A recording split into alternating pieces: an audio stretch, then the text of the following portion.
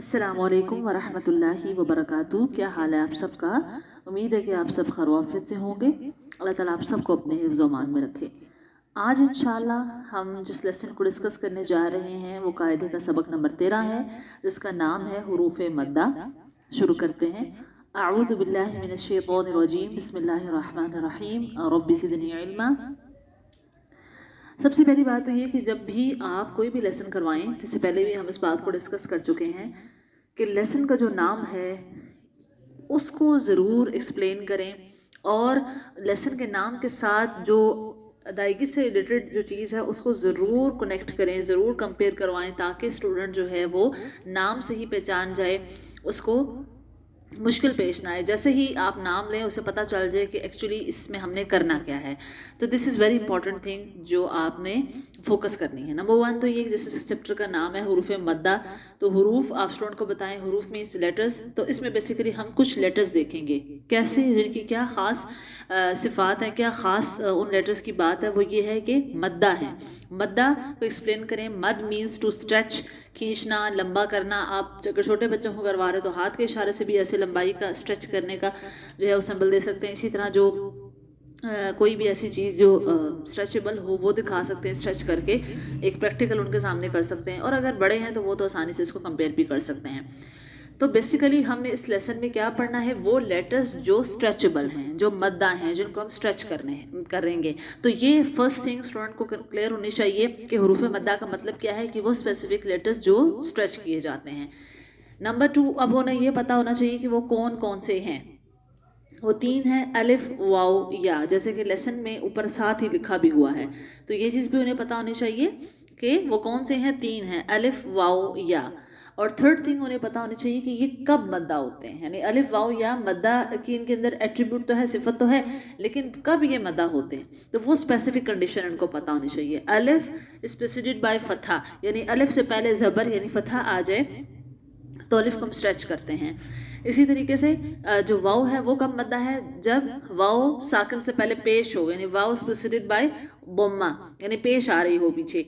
इसी तरह से या कब मद्दा होती है, जब या साकिन से पहले जेर आ जाए, या साकिन इज प्रेसिडेड बाय कसरा, तो देन वो क्या होते हैं, हुरूफे मद्दा होते हैं। अब तक आप देखिए हमने कितनी चीज़ें देख ली। नंबर 1, उनको हुरूफ मद्दा का मतलब पता होना चाहिए। नंबर 2, उन्हें पता होना चाहिए हुरूफ मद्दा कौन से हैं, यानी अलिफ, वाव, या। थर्ड थिंग, उन्हें पता होना चाहिए कि ये कब मद्दा होते हैं, और स्पेसिफिक कंडीशंस के अलिफ कब मद्दा है, वाव कब मद्दा है, और या कब मद्दा है। 3 थिंग्स होगी। और 4 बहुत इंपॉर्टेंट ये कि स्ट्रेच जो करना है वो कितना करना है। ठीक है, तो ये 4 बेसिक्स थिंग्स हैं जो आपके स्टूडेंट को पता होनी चाहिए। वो क्या है कि स्ट्रेच कितना करना है, 2 काउंट्स, यानी जितना हमने ज़बर को किया था फॉर एग्जांपल उसको डबल कर लें। उसको आप कैसे कंपेयर करवा सकते हैं, फॉर एग्जांपल आ, जितना टाइम 2 हरकत ने लिए है उतना हमने एक हरफ मद को देना है, यानी हरकत 2 हरकत के इक्वल जो होता है वो हरफ मद का टाइम होता है। आ, ठीक है, आ ई ऊ ऊ। तो ये 4 इंपॉर्टेंट पॉइंट्स है जो आपके स्टूडेंट्स को पता होने चाहिए। हरफे मद्दा क्या होते हैं, कौन से होते हैं, कब मद्दा होते हैं, और इनको कितना लंबा करके पढ़ा जाता है। और आपने पहचान और अदायगी इस पे बहुत ज़्यादा फोकस करवाना है।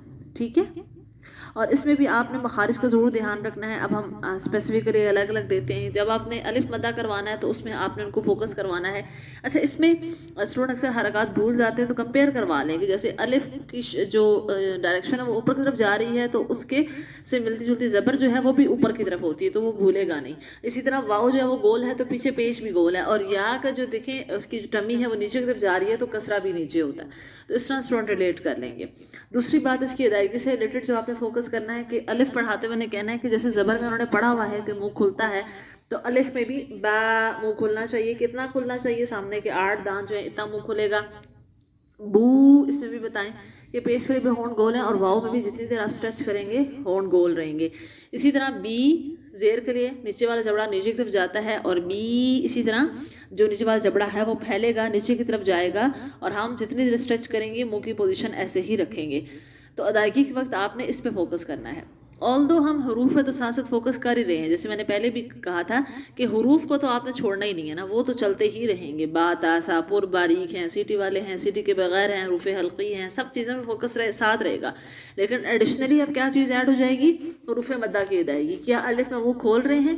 بہت زیادہ تو نہیں کھول رہے، با، ٹھیک ہے، اور بہت ہی بند تو نہیں کرے، ب، یہ بھی نہیں ہونا چاہیے، بے کی ساؤنڈ مجہول ادائیگی ہے، یہ نہ ہو. اسی طرح بو نہ ہو رہا ہو، بو، بے نہ ہو رہا ہے، بی، یعنی پراپر معروف ادائیگی ہونی چاہیے.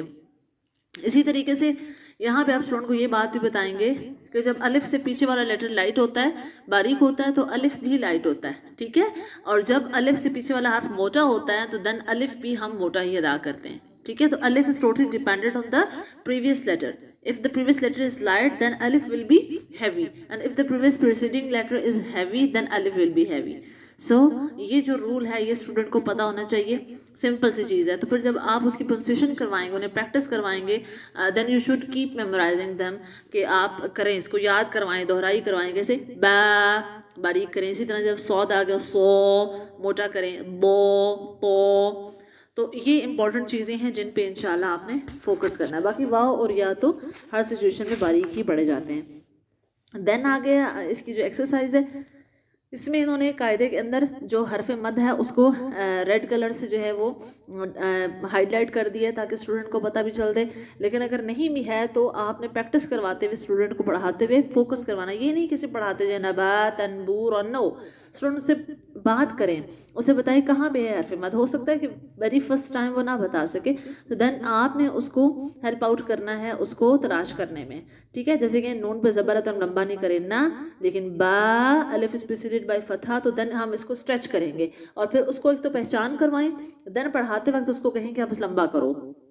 پھر تن، نباتن، بورن. کانشیسلی اس پورشن پہ آپ جو ہے ایمفیسائز کریں تاکہ اسٹوڈنٹ جو ہے وہ آئیڈینٹیفائی کر لے کہ کیسے آ رہا ہے لفظ کے اندر اور کیسے اس کو پروناؤنس کرنا ہے. اسی طریقے سے آپ جو ہے پورا لیسن کروائیں گے، اور جیسے ہم نے پہلے کیا کہ ایک ایک ورڈ الگ کروا کر پھر پوری لائن جو ہے آپ نے ایک ساتھ بھی کروانی ہے آخری لفظ کے اوپر وقف کرتے ہوئے. اور وقف کا جیسے ہم پہلے بات کر چکے ہیں، اگر دو زبر آ گئی تو دین ہم اس کو الف مدہ سے ایکسچینج کر دیتے ہیں، اور باقی جو حرکات جب وہ آتی ہیں تو ہم ساکن کر کے پڑھتے ہیں. باقی آپ نے مخارج پہ کوئی کمپرومائز نہیں کرنا، ساتھ ساتھ پر باریک حروف کا دھیان رکھنا ہے. الف کا جو ہیوی لائٹ ہونا ہے اس پہ بھی انشاءاللہ آپ نے فوکس کرنا ہے. ہجے ایز یوزل ہم نہیں کرواتے تو یہاں پہ بھی نہیں کروائیں گے. لیکن ایک چیز ایڈیشنلی جس کا آپ نے خیال رکھنا ہے کہ جب آخر میں وقف ہوگا نا تو پھر جیسے آپ نے رولز پڑھے ہوئے مد کے، تو جہاں مد کا قاعدہ پورا ہو جائے گا وہاں پھر آپ نے ان کو اسٹریچ بھی کروانا ہے.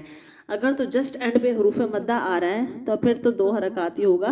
لیکن حرف مدہ کے ساتھ اگر آخر میں جزم آ گئی ہے، جیسے یہاں پہ دیکھیں دوسری لائن میں، پہلی پہ تو قطورن تھا، قطورا 2 کاؤنٹس ہو گیا. لیکن عجابن تھا، تو یہاں پہ حرف مد کے بعد جزم آ گئی تو عجاب مد بن جائے گی. تو آپ نے ان کو یہاں پہ قاعدہ نہیں بتانا، لیکن آپ نے ادائیگی ایسے کروانی ہے. وہ پڑھ پڑھ کے انہیں پتہ تو چل جائے گا کہ کس کو اسٹریچ کرنا ہے کس کو نہیں. اور بار بار پریکٹس سے آہستہ آہستہ پھر جب آپ رول پہ آئیں گے نا تب تک ان کی یہ پریکٹس میں چیزیں آ چکی ہوں گی. تو جب آپ نے وقف کروانا ہے، جہاں حرف مد کے بعد جزم آ رہی ہو، مد بن رہی ہو، جیسے ہم آیت کے آخر میں بھی کرتے ہیں، تو وہاں پہ آپ ضرور اسٹریچ کروائیں. ہاں اگر حرف مد اینڈ پہ بن رہا ہے تو دین پہ 2 کاؤنٹس ہی کروائیں گے انشاءاللہ. ٹھیک ہے، امید ہے کہ آپ کو بات سمجھ میں آ گئی ہوگی.